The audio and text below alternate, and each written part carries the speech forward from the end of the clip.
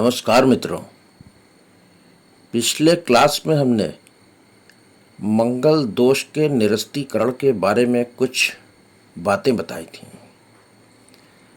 कुछ पॉइंट बताए थे कि किस प्रकार मंगल दोष का निरस्तीकरण होता है, कैंसिलेशन होता है।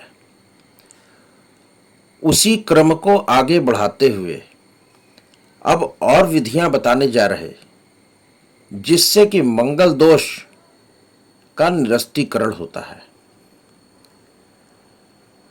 तो पहली चीज कि लगन, केंद्र और त्रिकोण। लगन क्या है? लगन है जन्म कुंडली का जो पहला घर है, उसे लगन कहते हैं। और केंद्र क्या होते हैं कि पहला घर, चौथा घर, सातवां घर और 10वां घर, इसे केंद्र कहा जाता है। और जो 5वां घर है, 9वां घर है और पहला घर, उसको त्रिकोण कहते हैं।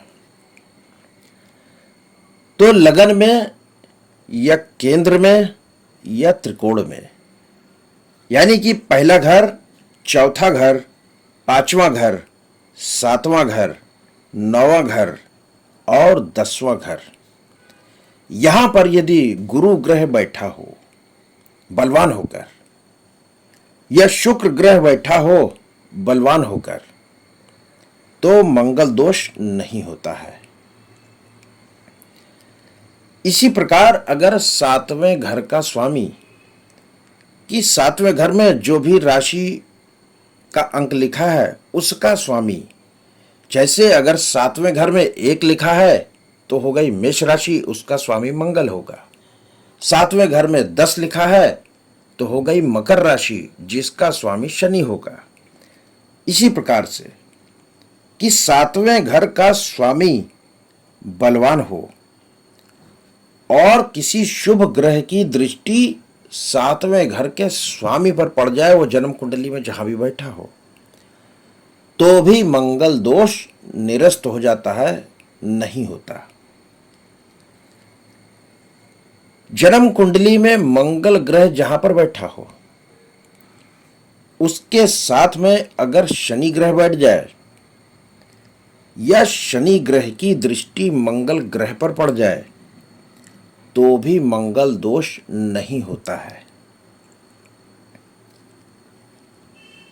जन्म कुंडली का दूसरा घर और 7वां घर, दूसरे और 7वें घर में अगर शुभ ग्रह बलवान होकर बैठे हैं, पावरफुल होकर बैठे हैं, तो भी मंगल दोष नहीं होता है।